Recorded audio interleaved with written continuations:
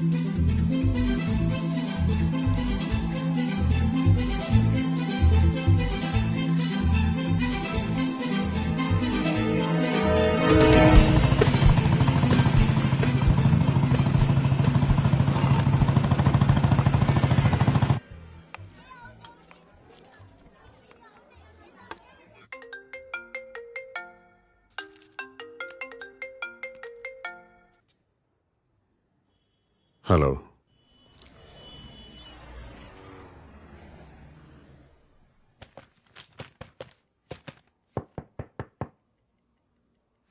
कम in. येऊ का साहेब? या.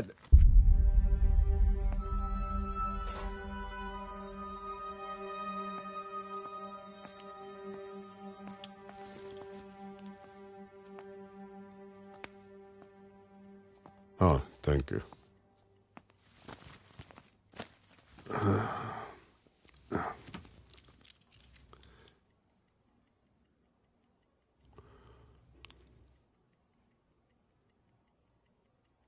हे अशा काय बघताय? नाही काही नाही, सॉरी. बोला.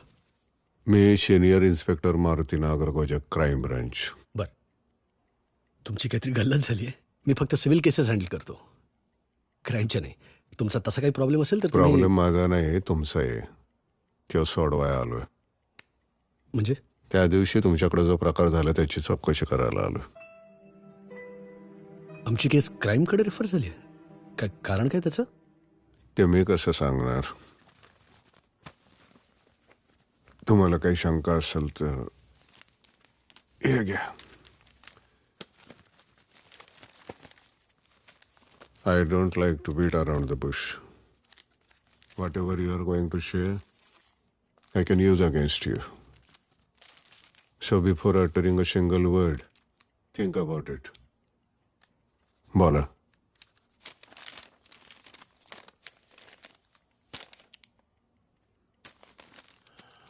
काही नाही. 28 जूनला मी आणि भक्ती बाहेर जेवायला गेलो. नाही, ते स्टेटमेंटमध्ये सांगितलेलं पुन्हा सांगू नका. ते पाठ आहे माझं, त्याला काही अर्थ नसतोय. अर्थ नसतो? तुमचंच नाही, सगळ्यांची स्टेटमेंट मी फाट्यावर मारतोय. पोलीस आहात ना तुम्ही? पोलिसात असलं तरी ते स्टेटमेंट, पुरावे, न्यायव्यवस्था याच्याबद्दल माझं फारसं चांगलं मत नाहीये. तुम्ही आपलं सांगा सगळं पहिल्यापासून. पहिल्यापासून म्हणजे? म्हणजे लोणावळ्याला जायचं ठरवलं तेव्हापासून. अरे वा, बरीच माहिती काढली तुम्ही. सरकार त्याचाच पगार देतंय.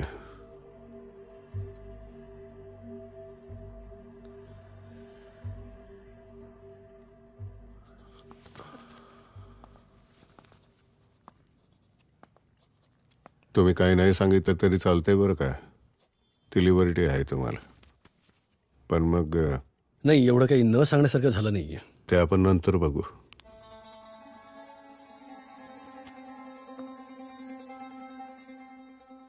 आठवतंय का ही घटना जेव्हा घडली त्याच्या 4-5 दिवसांपूर्वी. तारीख?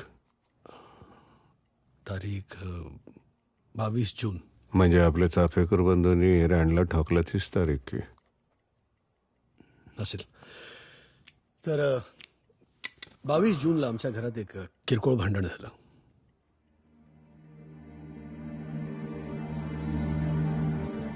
हॅलो,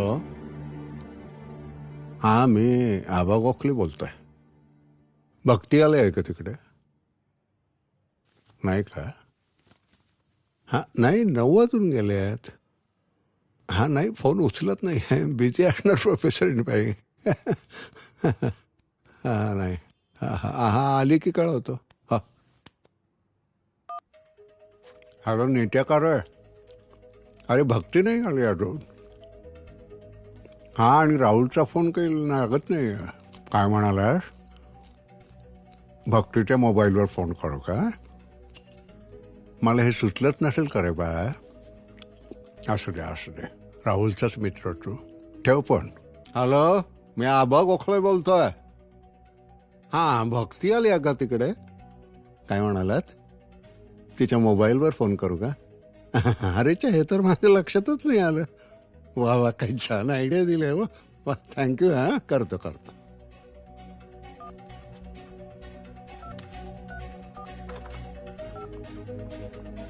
हॅलो बाबा. अरे राहुल. बोला. हे गदड्या, तुझ्या फोनला काय झालंय? काय झालं? हो सॉरी, मीटिंग्स होत्या ना म्हणून ऑफ केला होता. काय झालं? तुझी बायको नाही आली अजून? मग मग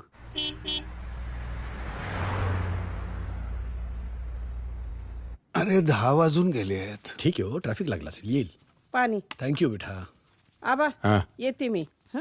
हा, उद्या काही पोटात वगैरे दुखणार नाही आहे ना? वेळेवर ये.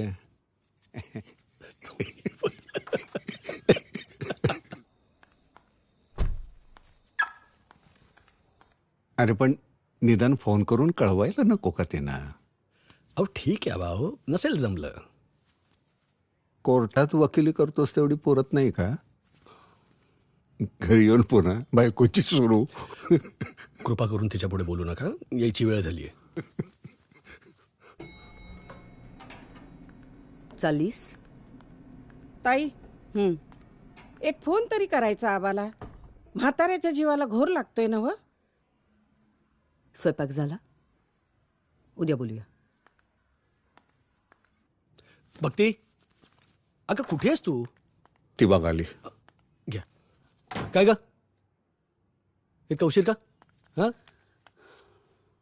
कॉलेजमध्ये ऐनवेळेस मीटिंग ठरली. काय सांगायचं नाही थांबणार. मी सांगितलं तुम्हाला. पण घरी एखादा फोन करायला काही हरकत होती का? मी केला होता 6:30 वाजता फोन, कोणी उचलला नाही.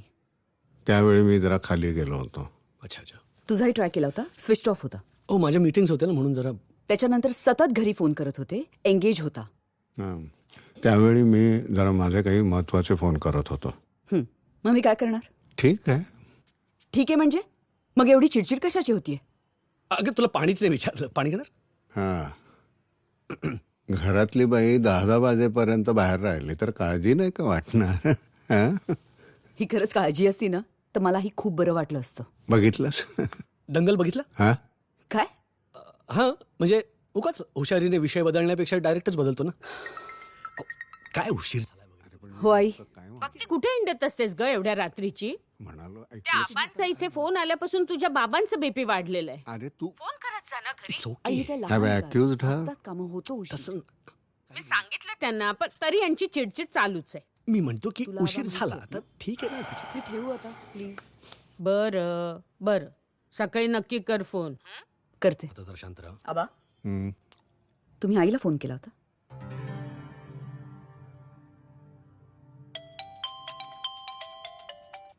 बोला दामले काका. आली आली. नाही, मीटिंग मध्ये होती तर तुम्ही बोला ना. मी करतो तुम्हाला फोन. हा बोला ना तुम्ही. हॅलो, कोण गोडसे? 304. बोला बोला. आलीस? हो कारखानीस काका, मी आली. आली ती. थँक्यू. ओके, काळजी घे रे. हा. Good night. चला जेवायला चला आता. अरे ते हा, आली आली आली. नितीन, तुम्ही काय अख्ख्या गावाला फोन केलेत? ज्यांना ज्यांना फोन केलेत त्यांना कळवून टाका मी आलीये म्हणून, नाहीतर रात्रभर फोन आणि माणसं येत राहतील. नाही, मी एकदा केल्यात, पुन्हा मी का करू? तू उशीर आलीस, तू कर. मी का करू? मी करतो ना. कर. माझ्याकडे वेळच वेळ. काय गोंधळ घालायचा तो घाला. हा सांगा. या 2 लिस्ट आहेत. आणि हे जे स्टार केले ते स्टार आहे त्यांना मी 2दा फोन केला होता, त्यांना आधी कळव. छान. निशूचा फोन. बोल बाळा. हो, आई आहे ना. एक मिनिट.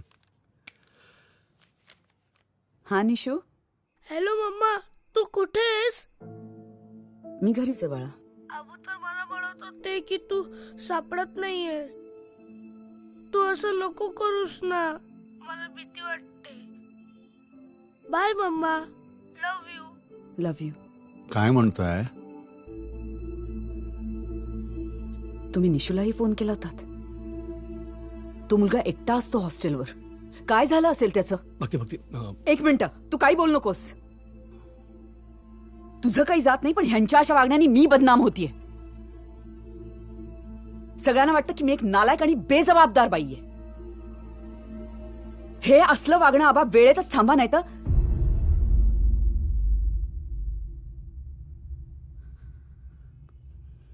भक्ती.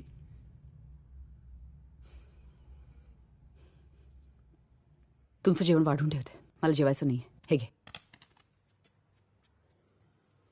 भक्ती, आबांना इन्सुलिन द्यायचे, लक्षात आहे माझ्या.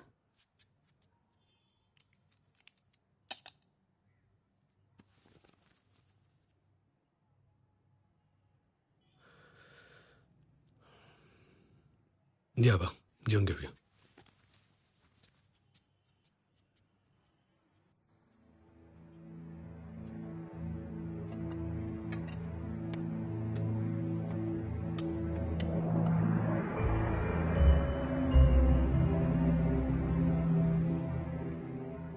पण अचानक दुसऱ्या दिवशी तुम्ही लोणावळ्याला का गेला सांगा बरं. सांगतो, जरा धीर धरा. चहा घ्या. दुसऱ्या दिवशी माझा मित्र नितीन मला भेटला. काल साला एक किरकोळ प्रॉब्लेम झाला आणि रात्री 12 वाजेपर्यंत सगळ्यांना फोन करत बसलो तुम्ही. त्यानंतर 1 वाजेपर्यंत आबांचं भाषण ऐकलं. झोपायला बेडरूम मध्ये गेलो तर पुढे 2:15-2:30 पर्यंत भक्तीनं सोल सोलला. कळतच नाही काय करायचं दोघांचं ते. अरे भांडू दे की त्यांना, तू मध्ये पडू नकोस हं? असं काय? मी मध्ये लागतोच त्यांना. अरे रेफरी नको का? मध्ये पडू नकोस. पण माहितीये गंमत, दररोज सकाळी उठून ना काहीतरी नवीन असतंच भांडायला यांच्याकडे. बरं मी काय म्हणतो, हे दररोज थोडं थोडं भांडण्यापेक्षा त्या दोघांना घेऊन कुठेतरी जात का नाहीस? मसणातच जायला हवं खरं तर. म्हणजे तिकडे जाऊन भांडायचं तितकं भांडतील, मन शांत होईल आणि तुझ्याही डोक्याला एक महिनाभर शांतता. आणि म्हणून आम्ही तिघं लोणावळ्याला गेलो. 24 तारीख होती त्या दिवशी. तिथं काय घडलं? काही नाही, थोडे वाद झाले, काही चर्चा झाल्या. मग ते दोघे शांत झाले आणि 26 तारखेला आम्ही परत आलो मुंबईला. आणि 28ला हा प्रकार घडला. हो, पण त्याचा आणि आमच्या ट्रिपचा काय संबंध? हो, पण तुम्ही लोणावळ्याला नेमकं काय झालं अजून सांगितलं नाही. तिकडे आमच्या तिघांमध्ये जे काही बोलणं झालं ते अत्यंत घरगुती होतं, खाजगी होतं. त्यामुळे ते मी तुम्हाला सांगावं असं मला काही वाटत नाही, तुम्ही पोलीस असला तरी. त्यामुळे सॉरी. नाही, तुम्हाला लिबर्टी आहे न सांगण्याची. थँक्यू. थँक्यू.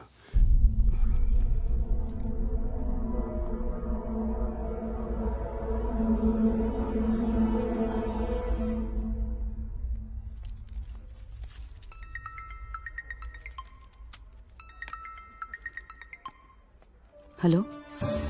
हॅलो. हां हां बाई. हां बाई, मी अपॉइंटमेंट घेतली होती. हो लक्षात आहे माझ्या. या तुम्ही. कुठे येऊ? सेकंड फ्लोअरला. कॉलेज माहिती आहे ना तुम्हाला? बरं बरं, येतो येतो. हे नित्या, तुला क्राईम ब्रांचचे कोण इन्स्पेक्टर मारुती नागरगोजे ठाऊक आहेत? नाही का? अरे ते आता आले होते. आबांची केस त्यांच्याकडे रेफर झाली आहे. काय? हां, आबांची केस क्राईम ब्रांचकडे रेफर झाली हो आहे? ना. का? नाही काही माहिती आहे मला. काय विचारलं तुला? अरे लोणावळ्याला काय झालं ते विचारत होते. तू काही सांगितलं नाहीस ना? नाही म्हणजे थोडंफार सांगितलं रे जे काही घडलं ते. कशासाठी? अरे त्यांना ऑलरेडी बरंच काही ठाऊक होतं. कसं काय? माहित नाही रे, त्यांनी गॅदर केली असेल इन्फॉर्मेशन कुठून तरी. मग म्हटलं असं नको व्हायला की त्यांना सगळंच ठाऊक आहे आणि मीच काहीतरी लपवतो त्यांच्यापासून.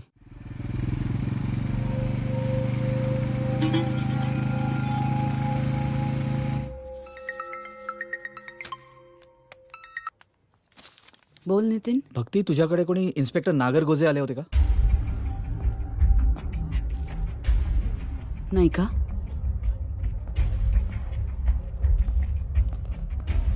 आबांची केस क्राईम ब्रांचकडे रेफर केली आहे. काय?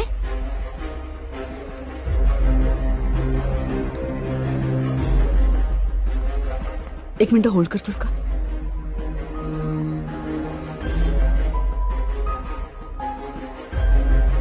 नितीन नक्की काय झालं मला सांग ना. मला टेन्शन यायला लागलंय. नक्की काय झाले ते मलाही माहिती नाहीये. मी बघतो आणि सांगतो तुला.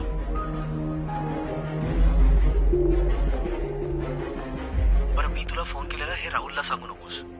हां, गोखले मॅडम कुठे भेटते? Hello hello. मी करते.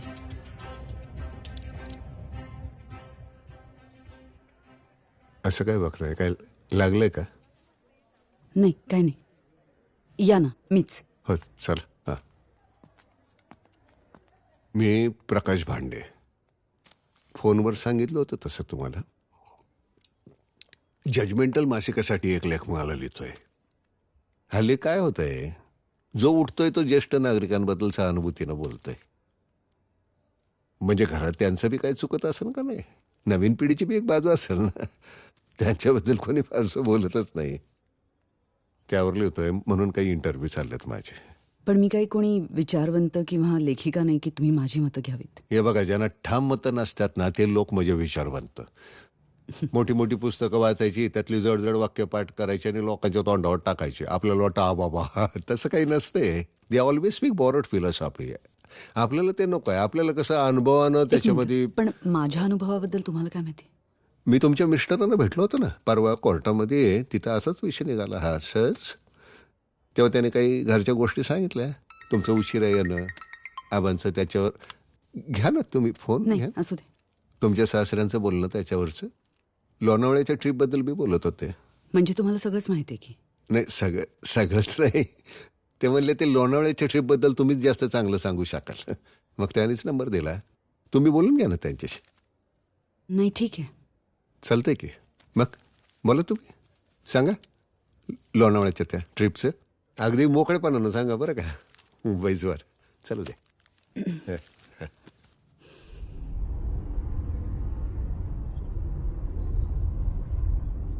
गाडी पहिल्यासारखी पळत नाही घालली. विकून टाका, नाहीतरी घरात 2-2 गाड्या पाहिजेत कशाला. आमच्या दोघांमध्ये एकच गाडी. काय हरकत आहे? नवरा बायको दोघं जर गाडी चालवणार असतील ना बा, तर कॉमन गाडी शेअर करण्याचे प्रॉब्लेम्स तुम्हाला ठाऊक नाही आहेत. काय असतात ते? मी गाडी चालवत असताना भक्तीच्या सूचना ऐकणे आणि भक्ती गाडी चालवत असताना ते उघड्या डोळ्यांनी बघणे, हे दोन्ही सहन करू शकत नाही मी. डोळ्या मिटून लग्न केलंस, आता आयुष्यभर उघडे ठेव. राहुल, आपण एक नवीन गाडी घेऊया. अरे बापरे, म्हणजे आता पुन्हा कर्ज काढणार? कर्ज न काढता गाडी घ्यायला थांबलो तर तोपर्यंत आम्ही म्हातारे होऊ. मग गाडीच्या ऐवजी ॲम्ब्युलन्स घेतलेलीच सोयीची होईल. प्रश्न गाडीचा नाही आहे, संसाराच्या गाड्याचा आहे. तो हाकायचा म्हणजे गाठीला 4 पैसे नकोच काय? काही मेडिकल इमर्जन्सी आली म्हणजे? नंतर कधीतरी येणाऱ्या इमर्जन्सीसाठी आत्ता पैसे साठवायचे आणि आत्ताचं आयुष्य आजारासारखं काढायचं. ह्याला तरी काही अर्थ आहे का? हा तुमचाच प्रश्न नाही आहे, तुमच्या अख्ख्या पिढीचाच प्रश्न आहे.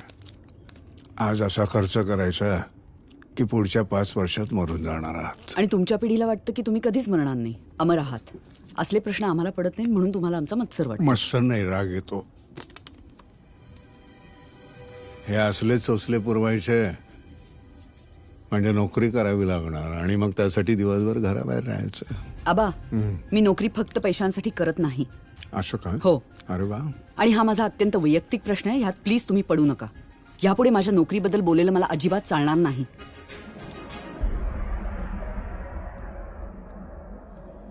माझ्या नोकरीबद्दल ह्यांना काय प्रॉब्लेम आहे हे मला कधीच कळलं नाही.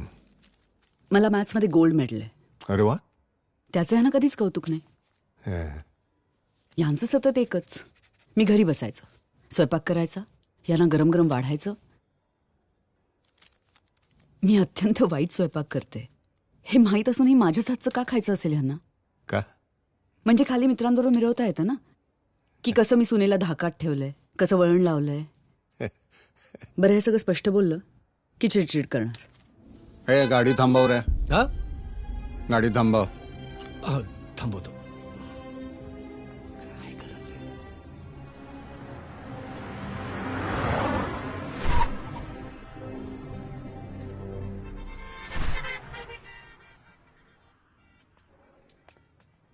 की त्या लोणावळा याची पण वाट नाही पाहिली रे यांनी. त्याच्या आधीच सुरू झाले. Non stop Tom and Jerry सुरू आहे गाडीत. म्हणजे वयानं माणसाचं मन, बुद्धी, शरीर सगळं थकत असेल ना, पण भांडायची ताकद फक्त वाढतच जाते. काय मी शाणा आहेस? अरे माझं डेअरिंग नाही बाबा मध्ये काही बोलायचं.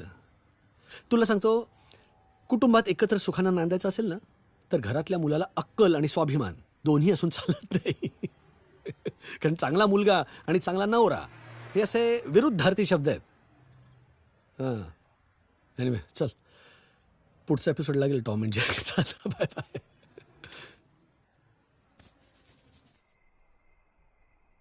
किती चेंगटपणा करतोस. टाक की रे. काय टाकलं? बदाम अठ्ठी. बदाम अठ्ठी नका. एक पान हवंय मला फक्त. आहे का? अरे काय आलं बरं हे? दरवेळी नेमका कसा आहे तो जोकर? जोक. राहुल, ए भक्ती कॉफी प्लीज. आबा कॉफी. हा?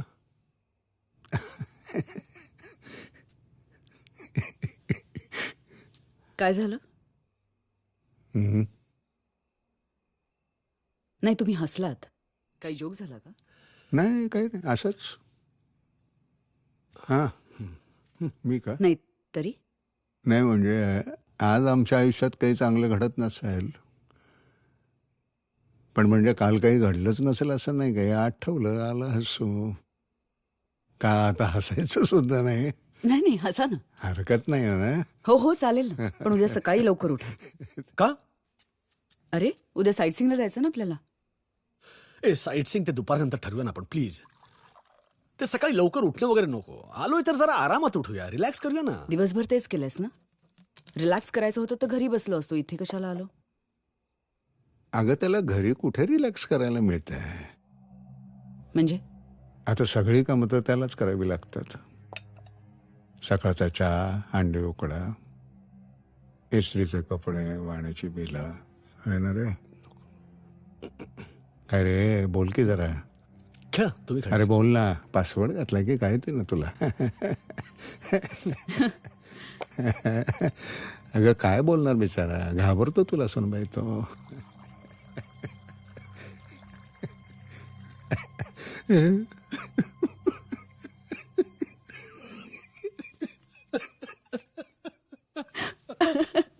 फक्त आबांचीच असं नाही, आजकालच्या प्रत्येक बापाची एक ठाम समजूत असते की आपला मुलगा एका डेंजर बाईच्या हातात सापडलेलं गरीब बिचारं कोकरू आहे, जिचा ती पुरेपूर छळ करत असते. असं बोलला तुम्ही आम्हाला हो, तोंडावर? सिद्ध केलं.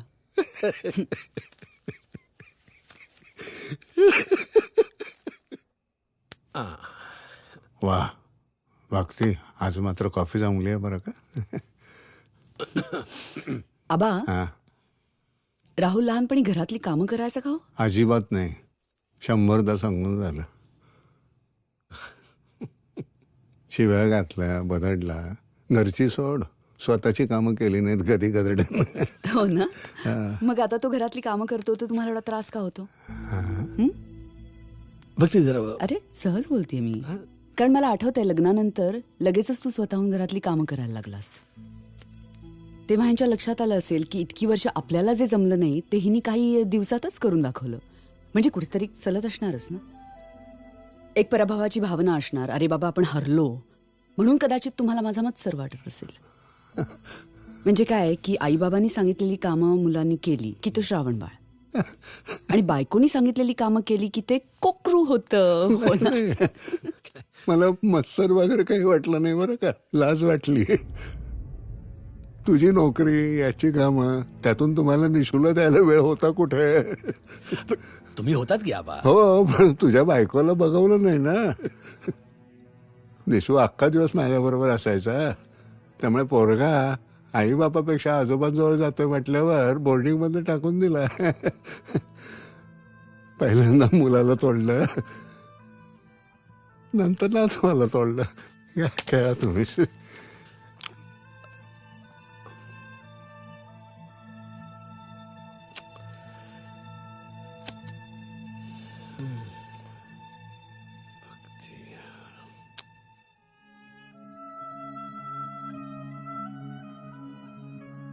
आबांचं माझ्याबद्दल इतकं भयंकर मत आहे हे ऐकून मी थोडी घाबरले.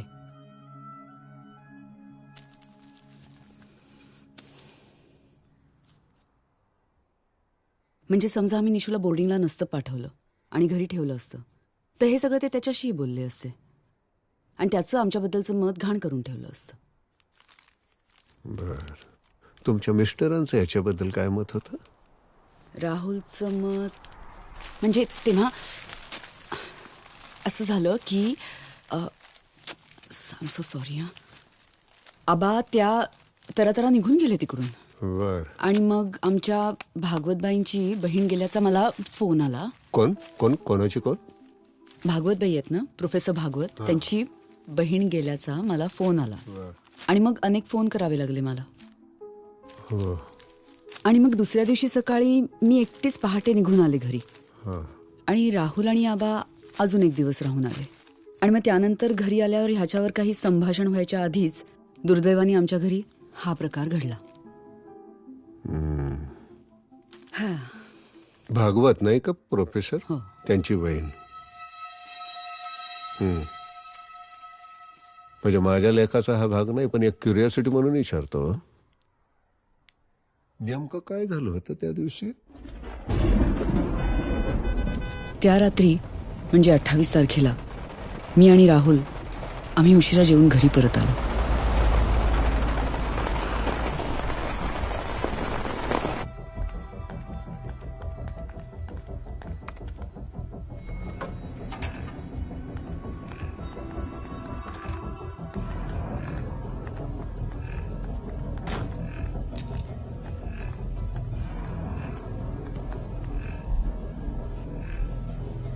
सवयीप्रमाणे आबा त्यांचे ड्रिंक्स घेत होते.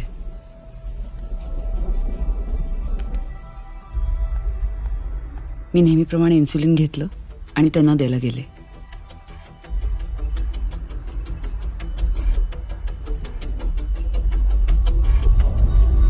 आबा आबा हे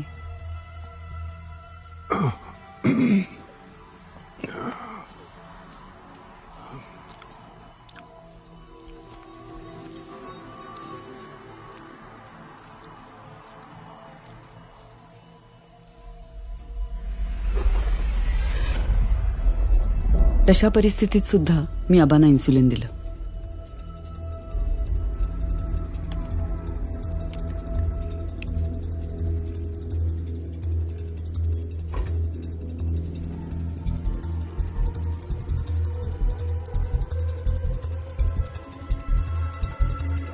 आबा आबा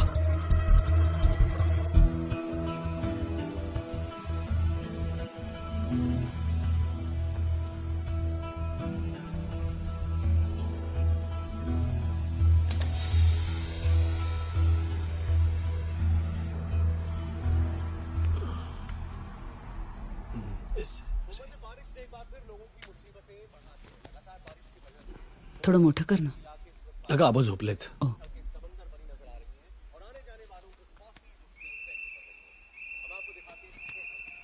काय झालं? एवढ्या रात्री वॉचमन का शिट्ट्या वाजवतोय ते पाहायला आम्ही हॉलच्या गॅलरीत गेलो. राहुल, आबा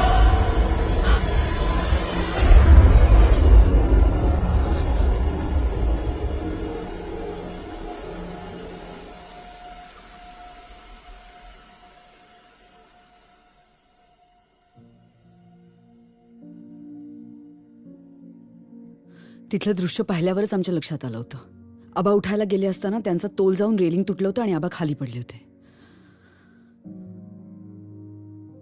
तो कर्कश शिट्ट्यांचा आवाज आणि आबांचं ते अस्ताव्यस्त पडलेलं शरीर आठवलं की अजूनही झोपेतनं दचकून उठते मी. हो हो साहजिकच आहे.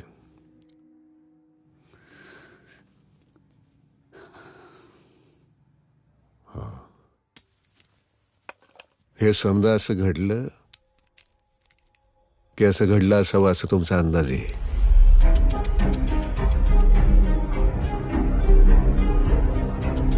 असं का विचारताय तुम्ही? नाही मगाशी तुम्ही म्हणलं नाही का आबांच्या खोलीचं दार लोटलेलं होतं म्हणून. हो, पण असंच घडलं असणार ना? हो घडलं असंच असलं. माझ्या लेखनाशी त्याचा काही संबंध नाही आणि देणं गेलं बी नाही. मी तुम्हाला लेख तयार झालं की तुमची प्रत पाठवून देतो बरं का. हा थँक्यू.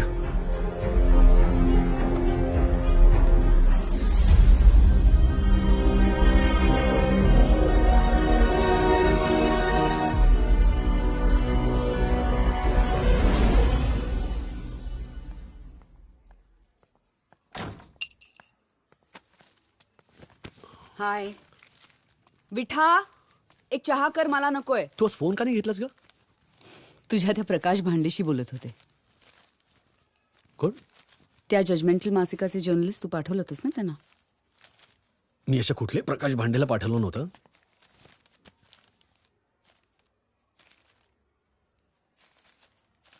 कसा होता दिसायला प्रकाश भांडे? Now that you ask. आपले आबा जर यंग असते आणि स्वतःला मेंटेन ठेवलं असतं तर कसे दिसले असते? एक्झॅक्टली तसे दिसत होते ते.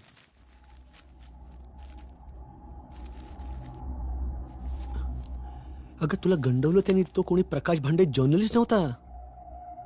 तो इन्स्पेक्टर मारुती नागरगोजे होता.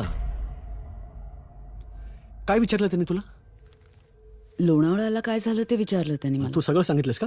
नाही, सगळं नाही, पण नाही, तुमच्या दोघांमध्ये काय बोलणं झालं ते सविस्तर सांग मला. काय चाललंय बरं, राहुल? नितीनशी काही बोलणं झालं का तुझं? नाही. हा, राहुल काय चाललंय? एक मिनिट थांब, जरा नितीनशी बोलू दे मला. हा नित्या, अबे इथे प्रॉब्लेम. हा आय सी. हा नित्या, अरे तो जो इन्स्पेक्टर नागरगोजे होता ना, तो करतो कॉल. भक्ती, पाहिलंच का कोणाला? प्रकाश भांडे. कशी आहे ग? बरी आहे. एक मिनिट, तुम्ही ओळखता एकमेकांना? होय, तात्या नागरगोजाचं पोरग आहे, आमच्याच गावचे. व्हॉट? भाई आता तुमच्या ध्यानात आलं असेल मी नेमका कोण आहे ते. उगाच येळ घालवायला नको. मला सांगा तुम्ही दुपारी माझ्याशी खोटं का बोलला? मी काय खोटं बोलले? भागवतबाईंची बहीण गेली म्हणून तुम्ही लोणावळून आला असं मला सांगितलं. भागवतबाईंना बहीणच नाहीये. पोलीस खात्यात आम्ही याला खोटं म्हणतो. तुम्हाला हे सगळं सांगावं याची आम्हाला गरज वाटली नाही.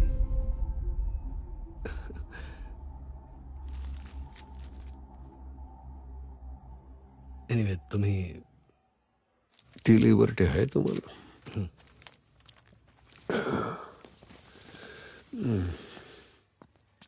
एक मिनिट. तुम्ही हे सगळं मासिकात छापणार होतात म्हणून मी काही गोष्टी बोलले नाही. तुम्ही पोलीस आहात हे माहिती असतं तर मी तुम्हाला सगळं सांगितलं असतं.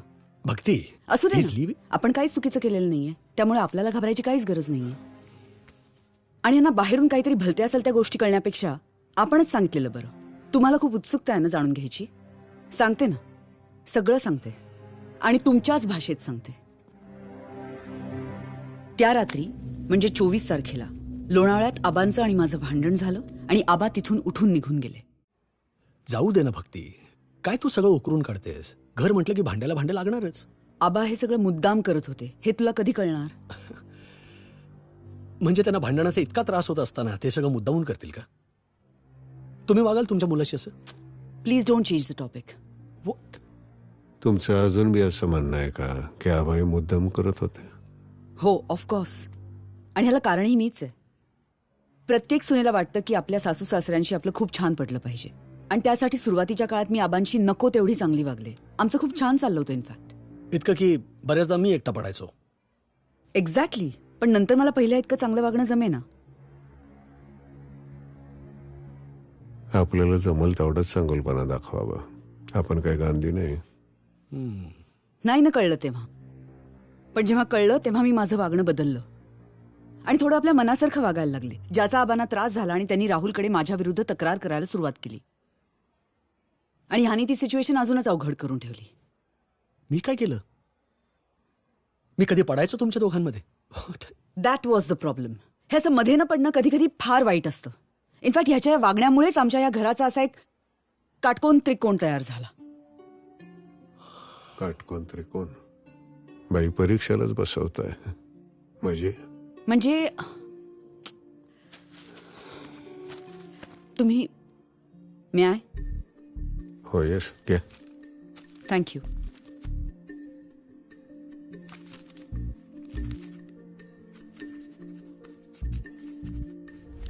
हा काटकोण त्रिकोण. बर. आणि हे समजा आबा, राहुल आणि मी. आणि काटकोन त्रिकोणात नेहमी कर्ण इतर दोन बाजूंपेक्षा मोठा असतो. असं काय? हो. अरे वा आणि हे कळल्यावर आबांनी त्यांची कारस्थानं सुरू केली. वा. त्यामुळे आबा आणि राहुल मधलं अंतर तसंच राहिलं, हं. राहुल आणि माझ्यातलं अंतर तसंच राहिलं, शेमच राहिलं. आणि आबा आणि माझ्यातलं अंतर वाढत गेलं. वाढत गेलं. असं वाढत गेलं. आणि हा मोठा कर्ण तयार झाला. मोठा झाला. बर. आणि कर्ण मोठा झाला की प्रॉब्लेम येणार, हे तर महाभारतापासून माहिती आहे आपल्याला.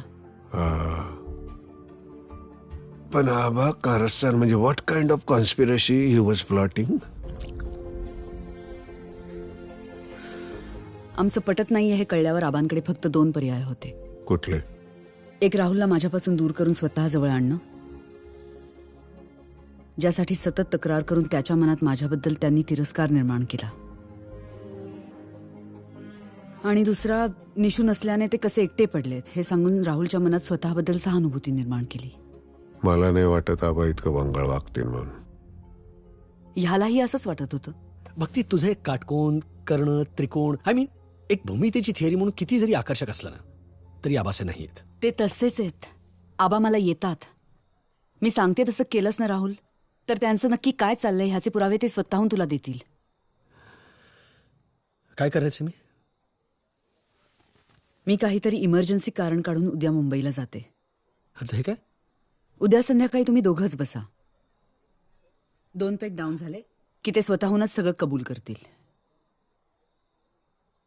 बरं, म्हणजे आता तुझं असं म्हणणं आहे की मी माझ्या वडिलांना दारू पाजून त्यांच्याशी खोटं बोलून त्यांच्याकडनं सगळे पुरावे काढून घ्यायचे. तुला काहीच करायचं नाहीये. तुला फक्त ऐकून घ्यायचंय. हां. तुम्ही बसलात ना की लगेच ते माझ्याबद्दल बोलणार नाहीत, पण दुसऱ्या पेग नंतर मुळात बायकाच कशा डेंजर आहेत हे सांगतील. मग अलगद विषय माझ्यावर आणतील. आणि मग माझ्यामुळे तुझा आणि त्यांचा कसा छळ होतोय हे सांगून तुझ्या मनात स्वतःबद्दल सहानुभूती निर्माण करतील. मग त्यांच्या लक्षात येईल की तुमच्या दोघांमधलं अंतर कमी होतंय. मग मी तुला कसं माझ्या हातातलं बाहुलं बनवलंय हे तुला पटवून देऊन आपल्या दोघांमधलं अंतर ते वाढवत नेतील. आणि गंमत म्हणजे हे सगळं करत असताना सतत म्हणत राहतील की खरं तर भक्ती मनाने किती चांगली आहे. हे का? नाही, तसं त्यांना करावं लागेल ना, कारण सतत एखाद्याबद्दल जर कोणी वाईट बोलत राहिलं तर त्या बोलणाऱ्याचाच राग येतो. पण जर ते मध्येच माझ्या बाजूनी बोलले तर तुलाही वाटेल ना की आबांनी सगळ्या बाजूनी विचार केलाय. तुला खरंच वाटतं असं सगळं होईल? हो, फक्त एक लक्षात ठेव, त्यांच्या डोळ्यात पाणी आलं तर तिकडे दुर्लक्ष कर. कारण टीव्ही सिनेमा बघतानाही त्यांच्या डोळ्यात पाणी येतं. यात दुःखाचा भाग कमी आणि करमणुकीचा भाग जास्त असतो. तू हवं ते आश्वासन दिलंस की त्यांचे अश्रू गुरुत्वाकर्षणाचा नियम न पाळता उलटे डोळ्यात जातील. वा, पण असलं काही होणार नाहीये भक्ती. राहुल, असं नाही झालं ना तर इथून पुढे आबांची एकही तक्रार मी तुझ्यापाशी करणार नाही.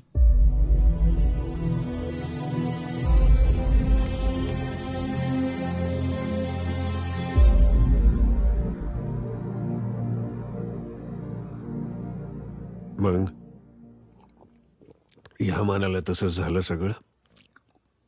नाही ना, अत्यंत हुशारीने ह्यानी ती वेळच येऊ दिली नाही. एक मिनिट. मी हिला असं म्हणालो की आबांनी जरी मला तुझ्याबद्दल काही सांगितलं ना तरी जोपर्यंत माझा तुझ्यावर पूर्ण विश्वास आहे. असं काही नसतं, हे मी तुला तेव्हाच सांगितलं होतं.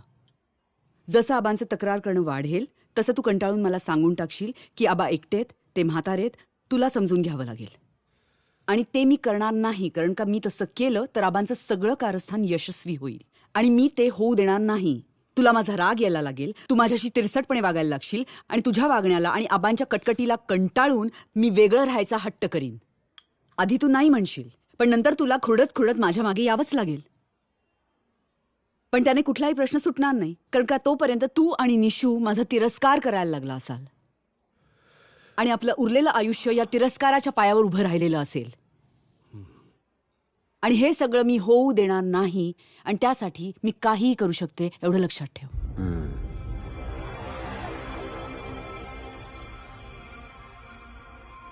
मग तुम्ही काय ठरवलं साहेब? मी भक्तीला सांगितलं की आबांशी मी हे सगळं नाही बोलू शकणार. म्हणून मी चिडून दुसऱ्या दिवशी म्हणजे 25 तारखेला एकटीच घरी परत आले. आणि हे सगळं मला तुम्हाला सांगायचं नव्हतं, म्हणून मी तुमच्याशी भागवतबाईंच्या बहिणीबद्दल खोटं बोलले. कळलं तुम्हाला? कळलं. हां. पुढं काय झालं? पुढे काय, दुसऱ्या दिवशी दुपारी हे दोघं आले. 28 तारखेला काय झालं मी सांगितलंय तुम्हाला ऑलरेडी. म्हणजे लोणावळ्याहून तुम्ही चिडून इथं आला, त्याचं पुढं काय झालं? त्याचं काहीच नाही झालं, कारण का आल्यावर ह्या दोघांनी काही विषय काढला नाही म्हटल्यावर मी काही बोलले नाही. शेवटी कोणाला तरी माघार घ्यावीच लागते ना. हा तुमचा समंजसपणा घेण्याजोगा आहे. एक मिनिट. ह्या सगळ्याचा आणि आमच्या घरात जे काही घडलंय त्याचा काय संबंध आहे? अहो नाही, कसं म्हणता साहेब?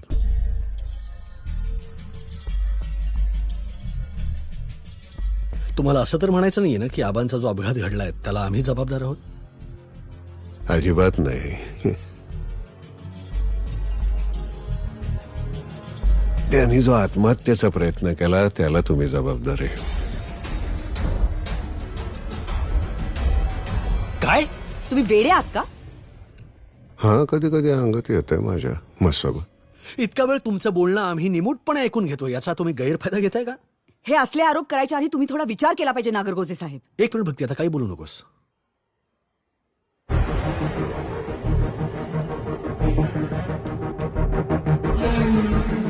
आता यांच्याशी जे काही बोलायचं ना ते आपण डायरेक्ट कोर्टात बोलू. बघूया तिकडे यांच्या स्टोऱ्या कोण ऐकून घेते ते.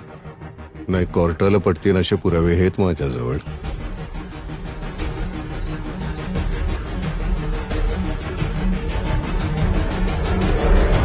लिसन केअरफुली.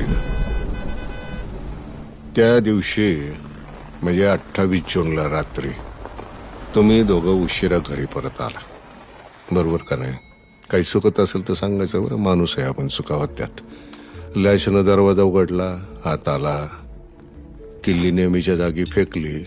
आतल्या अंगाला जात असताना गॅलरीत उभे असलेले आबा तुम्हाला दिसले. तुम्ही बघितलं तेव्हा आबा एकदम शुद्धीवर होते.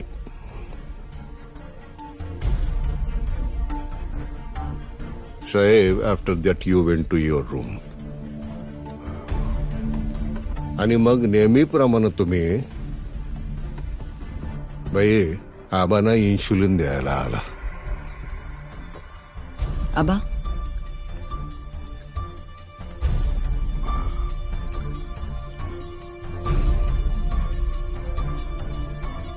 तुम्ही आबांना इन्शुलिन दिलं,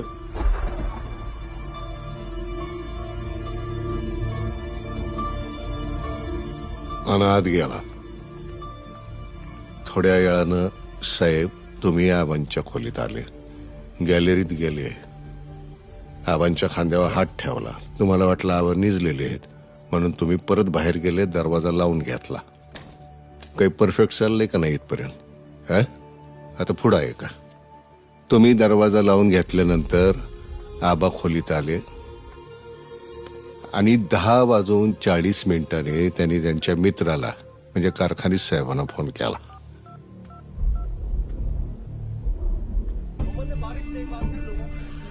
थोडं मोठं कर ना. अगं आबा झोपलेत.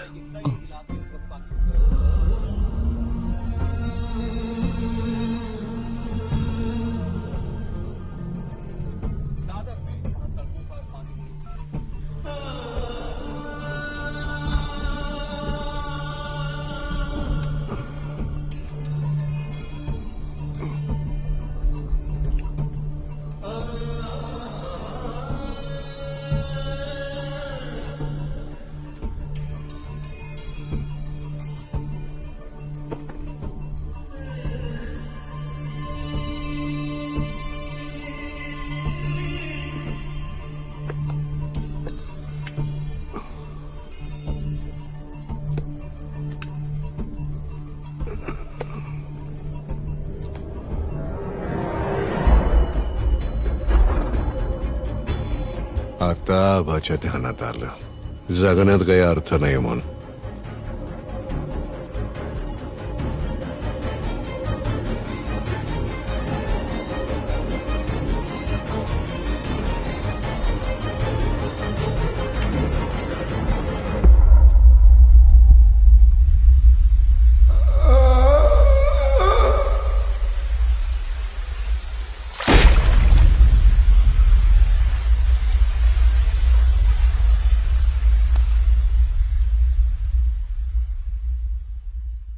पोलीस होण्याऐवजी जर तुम्ही लेखक झाला असता ना तर रहस्य कथा लिहून भरपूर पैसा कमवला असता तुम्ही. नाही, मी पोलीस म्हणूनच जास्त भारी आहे. सगळे पुरावे आहेत माझ्याजवळ. सांगितलं मी तुम्हाला. तुमच्या सोसायटीतले आबांचे दोस्त कारखानीस त्यांची साक्ष आहे माझ्यापाशी. मी म्हणल्याप्रमाणे 28 तारखेला रात्री 10:40 आबांनी फोन केला होता त्यांना. लोणावळ्याचा सगळा कालवा सांगत होते. जगण्यात काही अर्थ नाही असं बी म्हणले. काय साहेब, यावेळची माणसं दिवसातून 2दा तरी हे वाक्य म्हणतात. नाही, पण सांगायचा मुद्दा असा, कारखानीच म्हणले की आबा व्यवस्थित बोलत होते, त्यांना अजिबात चढली नव्हती. हो, पण ड्रिंक्स जास्त झाल्यावर आबांना बोलण्याचा कधीच प्रॉब्लेम नसायचा. त्यांच्या हालचालींवर परिणाम व्हायचा. नाही, पण त्याने कारखानीसांचा नंबर एकदम नीट लावला की. काय साहेब, की अशी बरीचशी कामं असतात की ड्रिंक्स घेतल्यानंतर सुद्धा माणसं व्यवस्थित करतात. हे तुम्हाला ठाऊक असायला हवं साहेब. हा, ते माहिती आहे. म्हणजे तुम्हाला असं म्हणायचं की त्यांना बाकी सगळं नीट करता आलं, पण नेमकं रेलिंगला टेकून उभं राहत असताना दारू चढली पटकन आणि ते धड पडले. बरोबर का नाही? नाही, एक मिनिट तुम्ही काहीतरी गल्लत करताय. पटकन चढली असं नाही म्हणालो. हो, पण असं कधीतरी होऊ शकतं. 1 मिनिट.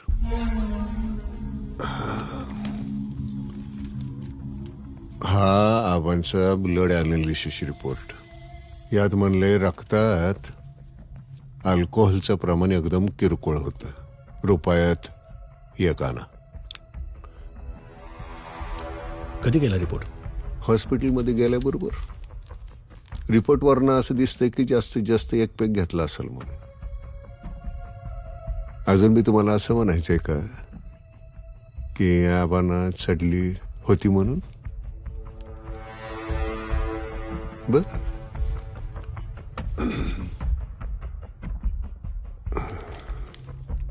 हा पंचनाम्याचा रिपोर्ट बाई तुम्ही बघा.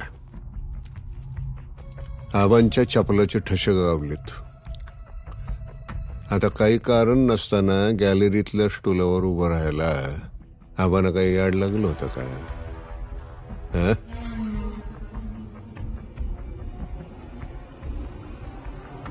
एवढं ना काही चेहरे पाडताय. खरी गंमत तर पुढंच आहे.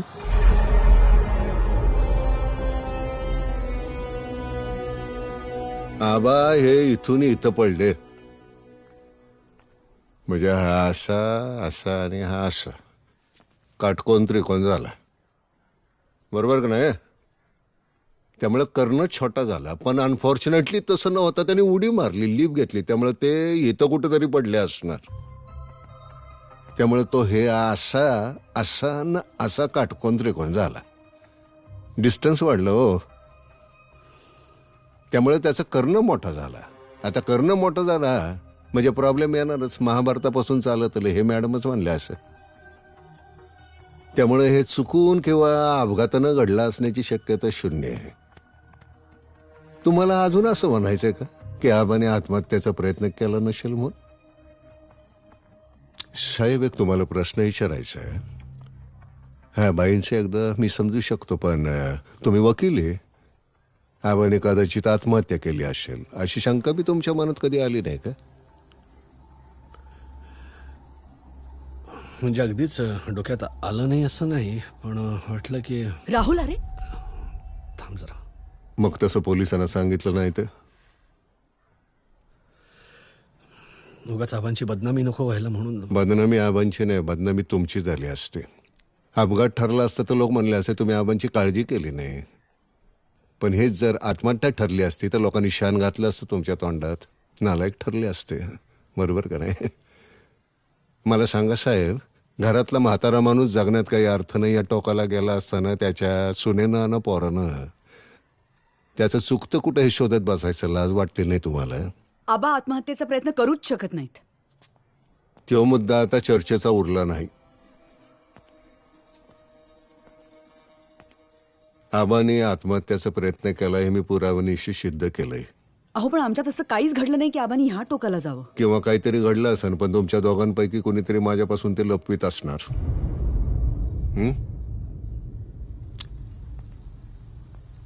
आबा असते तर लय बेस्ट झाला असत. Hello, thank God. थँक्यू. हॉस्पिटलमधनं फोन होता. मिस्टर नागरगोजे, आबा कोमातनं बाहेर आलेत. कॉन्ग्रॅच्युलेशन. या भेटून या तुम्ही, नंतर मी भेटतोच. अगर उन्होंने याददाश्त नहीं खोई होगी तो अच्छा है, फिर उनका स्टेटमेंट लेने के बाद तुमको दोबारा मिलने की जरूरत ही नहीं. जा सुटा.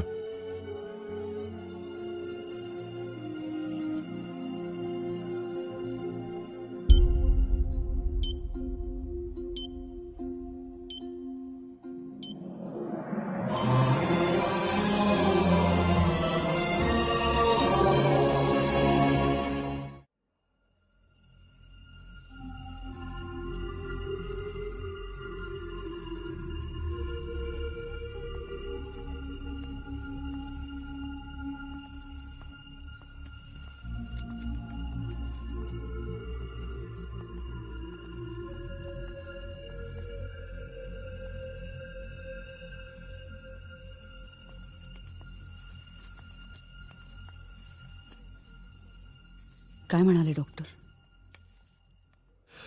नाही, कोमातून बाहेर आलेत आबा, पण पार्शल कॉन्शियसनेस आहे, त्यामुळे आजूबाजूला काय चाललंय ते त्यांना नीट कळत नाहीये. त्यांची मेमरी गेली असावी अशी शक्यता आहे म्हणे. तसं झालं तर मग त्या रात्री नेमकं काय घडलं कसं कळणार?